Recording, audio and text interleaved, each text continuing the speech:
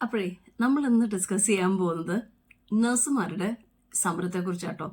അപ്പോൾ ഞാൻ ഇതിനു മുമ്പ് എൻ്റെ ഇൻട്രോ വീഡിയോയിൽ പറഞ്ഞിട്ടുണ്ടായിരുന്നു, ഞാൻ ഏവിയേഷൻ ജോയിൻ ചെയ്യുന്നതിന് മുമ്പ് ഞാനൊരു നഴ്സായിരുന്നു എന്ന്. പലപ്പോഴും നഴ്സുമാരുടെ കഷ്ടപ്പാടും അവരുടെ സ്ട്രഗിൾസ് ഒന്നും ആരും കാണുന്നില്ല എന്ന് എനിക്ക് തോന്നാറുണ്ട്.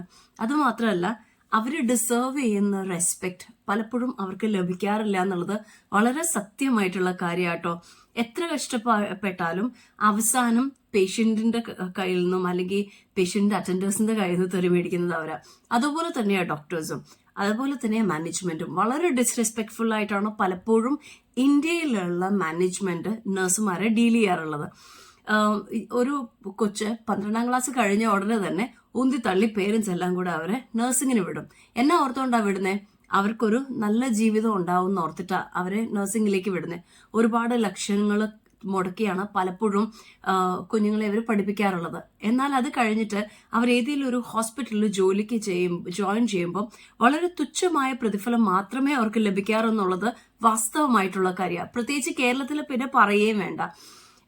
ഞാൻ നഴ്സിംഗ് കഴിഞ്ഞ് 2004 ജോയിൻ ചെയ്യുന്ന സമയത്ത് എൻ്റെ സാലറി എന്ന് പറയുന്നത് 2200 രൂപയായിരുന്നു.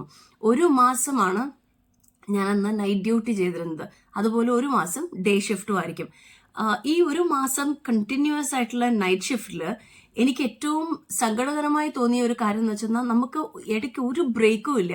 12 മണിക്കൂർ ജോലി ചെയ്യണം. ഇടയ്ക്കും കാണും ഒന്ന് ഉറങ്ങിപ്പോയാൽ ഒരു ദിവസത്തെ അല്ലെങ്കിൽ ഒരാഴ്ചത്തെ സാലറി അവർ കട്ട് ചെയ്യും. അതും ഇത്രയും തുച്ഛമായ വരുമാനത്തിൽ നിന്നാണെന്ന് നിങ്ങൾ ആലോചിക്കണം. മെന്റൽ ആയിട്ടുള്ള ട്രോമ എന്ന് പറയുന്നത് പറഞ്ഞറിയിക്കാൻ പറ്റില്ല. 2005 ഞാൻ ഹൈദരാബാദിൽ വന്ന് ജോയിൻ ചെയ്യുമ്പോൾ എൻ്റെ സാലറി എന്ന് പറയുന്നത് 3500 രൂപയായിരുന്നു. എന്നോട് പലരും പേഴ്സണലായിട്ട് ചോദിക്കുന്ന ഒരു ചോദ്യമാണ്, എന്തുകൊണ്ടാണ് ഞാൻ നഴ്സിംഗ് വിട്ടതെന്നുള്ളത്. ഞാൻ നഴ്സിംഗ് വിടാനുള്ള കാര്യം അതിൽ നിന്നുള്ള ഒരു മെന്റൽ ട്രോമ തന്നെയായിരുന്നു.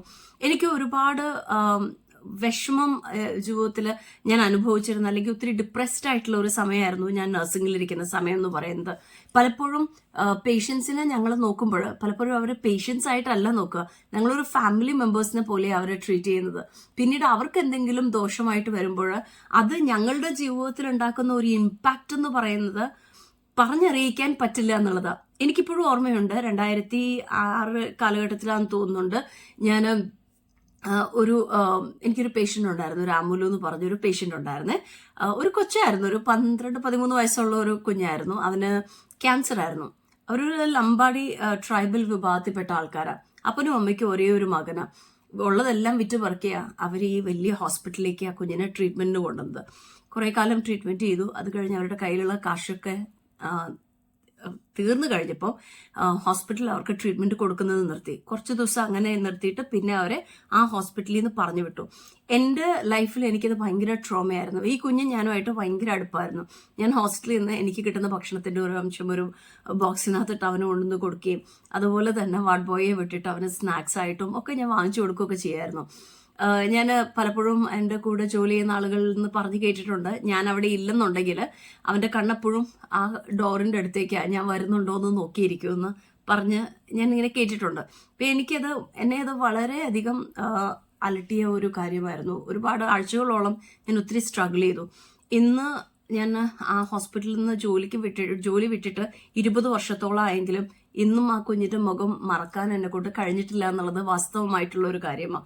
ഞാൻ പറയട്ടെ, എല്ലാവരുടെയും ജീവിതത്തിൽ ഏതെങ്കിലും ഒരു അവസരത്തിൽ ഒരു നേഴ്സ് അത്യാവശ്യം. അവരുടെ കരുതൽ അനുഭവിക്കാത്ത ആരും തന്നെ ഉണ്ടാവില്ല ലോകത്തിൽ. അങ്ങനെയുള്ള അവർക്കൊരു മാന്യമായ വേതനം വേണമെന്ന് പറഞ്ഞു കഴിഞ്ഞാൽ അത് കൊടുക്കാൻ ഹോസ്പിറ്റൽ ബാധ്യസ്ഥ. പലപ്പോഴും ഒരു പേഷ്യന്റ് റിക്കവർ ആയി കഴിയുമ്പോൾ അതിന്റെ ക്രെഡിറ്റ് മുഴുവൻ ഡോക്ടേഴ്സ് എടുത്തുകൊണ്ട് പോവാ പതിവ്. പലപ്പോഴും നിങ്ങൾ മനസ്സിലാക്കാത്ത ഒരു കാര്യം എന്താണെന്ന് വെച്ചാൽ, ഒരു പേഷ്യന്റ് OPയിൽ വന്ന് IPയിലേക്ക് ആയി തുടങ്ങിയ അന്ന് തുടങ്ങി ആ പേഷ്യന്റ് ഡിസ്ചാർജ് ആയി പോകും വരെ ആ പേഷ്യന്റിന്റെ ജീവിതത്തെ ഏറ്റവും കൂടുതൽ കെയർ കൊടുത്തിരിക്കുന്നത് ഒരു നേഴ്സ് ആയിരിക്കും. ഡോക്ടേഴ്സ് വരും, അവരവരുടെ കാര്യങ്ങൾ പ്രിസ്ക്രൈബ് ചെയ്തിട്ട് അവർ കടന്നു പോകുമെങ്കിലും ഏറ്റവും കൂടുതൽ അടുത്ത് നിന്ന് അവരെ ട്രീറ്റ് ചെയ്യുകയും അടുത്ത് നിന്ന് അവരെ കെയർ ചെയ്യുകയും ചെയ്യുന്നത് പലപ്പോഴും നഴ്സുമാരാണ്. എന്നാൽ അതിനാവശ്യമായിട്ടുള്ള അംഗീകാരമോ അല്ലെങ്കിൽ വേതനമോ അവർക്ക് ലഭിക്കാറില്ല. അപ്പോൾ ഈ ഒരു സമരത്തിൽ എനിക്ക് പറയാനുള്ളത്, ഞാൻ നഴ്സുമാരുടെ ഒപ്പമാണ്, നിങ്ങളും അവരെ സപ്പോർട്ട് ചെയ്യണം എന്ന് ഞാൻ ആഗ്രഹിക്കുന്നു. അപ്പം അടുത്ത വീഡിയോ ആയിട്ട് കാണും വരെ ബൈ.